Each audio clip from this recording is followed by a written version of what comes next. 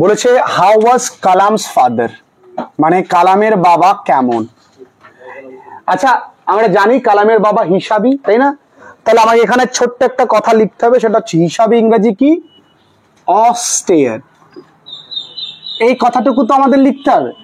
তাহলে প্রথম কাজ আমাদের কি, এসএকিউর ক্ষেত্রে আমরা কোন কোন জায়গাগুলো লক্ষ্য করব। তাহলে আজকে আমি একটু ভালো করে বলি তোমাদেরকে যে এসএকিউর ক্ষেত্রে কোন কোন জায়গাগুলো লক্ষ্য করব। প্রথমত হচ্ছে উত্তরের বানানটা দেখবো এবং গ্রামাটিক্যাল অ্যাসপেক্টটা লক্ষ্য করব। তাহলে এখানে সাবজেক্টটাকে কালামস ফাদার, এই ওয়াজ অস্টেয়ার, আর অতিরিক্ত কোনো ইনফরমেশন লিখবো না।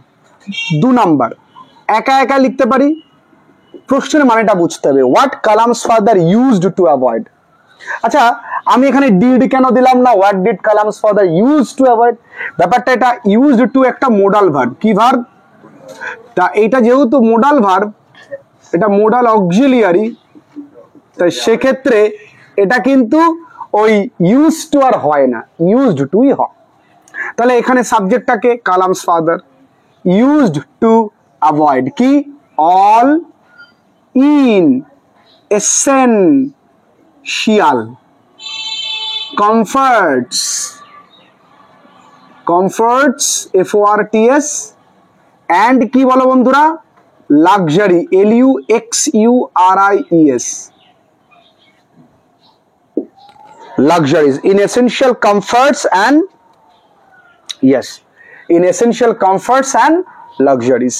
3 নাম্বার বলেছে হাউ ওয়াজ কালামস চাইল্ডহুড, সাবজেক্টটাকে কালামস চাইল্ডহুড লিখলে তোমরা কিন্তু এরকম দাগিয়ে রেখো না, তোমরা আমার সঙ্গে লিখবে ওয়াজ আ সিকিউর চাইল্ডহুড, তাই না? বা কালামস চাইল্ডহুড ওয়াজ সিকিউর। দেখো সিকিউর মানে লক্ষ্য করো, সিকিউর। তাহলে Kalam's childhood was secure both from কি কি? ম্যাটেরিয়ালি, তানিয়া দেখো ম্যাটেরিয়ালি আর কি? ইমোশনালি, তাই না মা? ইমোশনালি। তোর নামও তো তানিয়া না? তানিশা। আচ্ছা তাহলে ম্যাটেরিয়ালি অ্যান্ড ইমোশনালি। মিলন দেখো একটুখানি দিকে, describe the ancestral house of Kalam, কালামের যে পৈতৃক বাড়ি সেইটা। তার উত্তর আমাদের বইতেই আছে, দেখো এখানে লেখা রয়েছে যে which দেখো we lived in our ancestral house which built in the middle of 19th century. It was a large pakka house made of limestone and brick on the Mosque Street in Rameshwaram. তাহলে এতটা অংশ আমাকে কি করে লিখতে হবে দেখি। তাহলে দেখি এখানে কিভাবে লিখতে পারি আমরা। হ্যাঁ তাহলে লিখতে হবে দ্য অ্যানসেস্ট্রাল হাউস অফ কালাম, এটুকুনি আগে লিখবো। তৈরি হয়েছিল was built কবে? in the middle of 19th century, in the middle of কবে? 19th century। কোথায়? দেখো একবার আমি করে দিলাম on the Mosque Street, mosque on the Mosque Street, এমটা বড় হাতের, স্ট্রিট, সে মস্ক স্ট্রিটটা কোথায়? রামেশ্বরম।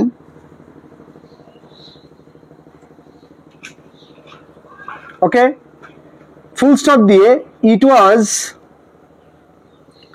এ লার্জ ফেয়ারলি পাক্কা হাউস, কি দিয়ে তৈরি? কমা দিয়ে, মেড অফ লাইমস্টোন অ্যান্ড কি? ব্রিক্স। দেখো made of limestone and bricks নয়, ব্রিক। অ্যাজ ইট ইজ লিখতে হবে, এইটুকুনি লিখতে নিশ্চয়ই পারবে। ওকে এরপরে আসছো, what was Kalam's ancestral house made of. আমরা এখানে উত্তর লিখেছি কালামস অ্যানসেস্ট্রাল হাউস, লিখলে পুরোটুকু এই অবধি লিখলে। এখানে ওয়াজটা নিয়ে যাবো, এখানে ওয়াজ পড়ে আছে কি? মেড অফ, কি দিয়ে তৈরি? দেখো made of limestone and brick, এই কথাটুকুকে নামিয়ে দেবো। পারবে তো? ভালো করে আগে বুঝে নাও, বাঙালি শুধু টুকলেসারে ক্লাস করা অসম্ভব। কালামস অ্যানসেস্ট্রাল হাউস লিখলে এই ওয়াজটাকে এই পাশে নিয়ে এসেছি, made of limestone and brick, same জিনিস। এরপরে কি আসছে? Where and with whom did Kalam eat, কোথায় এবং কার সঙ্গে কালাম খেতেন। আচ্ছা দেখো একটা এসিকিউ কিন্তু একটা এসিকিউ নয়, একটা এসিকিউ কিন্তু আলটিমেটলি একটা ব্রড কোশ্চেনও অ্যাসিস্ট করে, পরবর্তীকালে আমাদের ব্রড কোশ্চেন লিখতে হেল্প করবে। তাহলে এখানে Kalam ate on the floor of the kitchen, তাই তো, বা on the kitchen floor, kitchen floor কার সঙ্গে, উইথ হিজ, পারবে না তোমরা লিখতে একা একা, what was serve to Kalam, এখানে হোয়াটের জায়গায় আমরা উত্তর লিখবো কি কি, রাইস, অ্যারোমেটিক, সাম্বার, দেখি BER BAR, আচ্ছা ভ্যারাইটি অফ শার্প,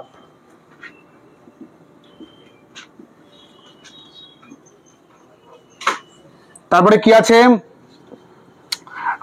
তারপর আছে তোমার হোমমেড পিকেল, তাই তো, হোমমেড পিকল, এখানে একটা গল্প আছে, and dollop of fresh coconut চাটনি,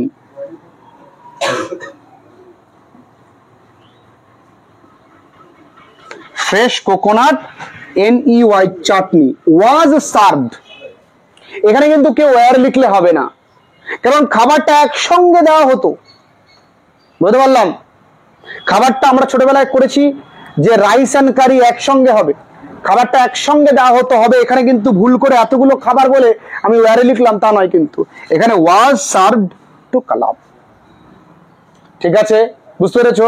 আচ্ছা what made Rameswaram so famous, কি করেছিল, the Shiva temple made Rameswaram so famous, the Shiva temple made Rameswaram so famous, লিখে নাও, লিখে নাও উত্তরটা তাহলে লিখি, how far was the Shiva temple from Kalam's house, কালামের বাড়ি থেকে শিব মন্দিরটা কতটা দূরত্ব, মানে শিব মন্দিরের দূরত্ব কতটা, তাহলে আমরা এখানে সাবজেক্টটা কি পাচ্ছি, দ্য শিবা টেম্পল, এখানে তাহলে প্রথম অক্ষর দিটা বড় হাতের দিচ্ছি, দ্য শিবা টেম্পল, এখানে বিভার্ব কি আছে, ওয়াজ আছে, 10 মিনিট, তুমি এখানে 10টাকে TEN দিয়েও লিখতে পারো, 10 minute walk from Kalam's house, তাই না, 10 মিনিট ওয়াক ফ্রম, হ্যাঁ 10 minute walk from Kalam's house. আচ্ছা how did Hindu families live with Muslim neighbours, তাহলে এখানে সাবজেক্টটাকে হিন্দু ফ্যামিলিজ, লিভটা কি হয়ে যাবে, লিভড, এখানে একটাই কথা, অ্যামিকেবলি, তাহলে উইথ মুসলিম নেইবার্স হয়ে গেল। এইভাবে এসএকিউ গুলো লিখতে হয়, আর এই দিকগুলোকে খেয়াল রাখতে হয়।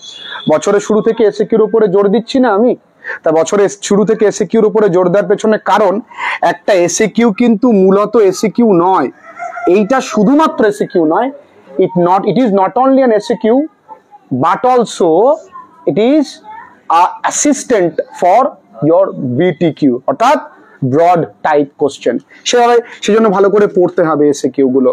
যারা এসএকিউ কে একবার মুষ্টিগত করতে পারবে তাদের ইংরেজি এইচএস এ ভালো রেজাল্ট হতে বাধ্য, এবং আগামীতে তো পুরোটাই এসএকিউ 3 নাম্বার করে দিচ্ছে, তোমার রাইটিং ক্যাপাবিলিটির উপরে জোর দেবে খুব, মানে নেক্সট ইয়ার থেকে যখন সেমিস্টার মাধ্যমে পড়াশোনা হবে।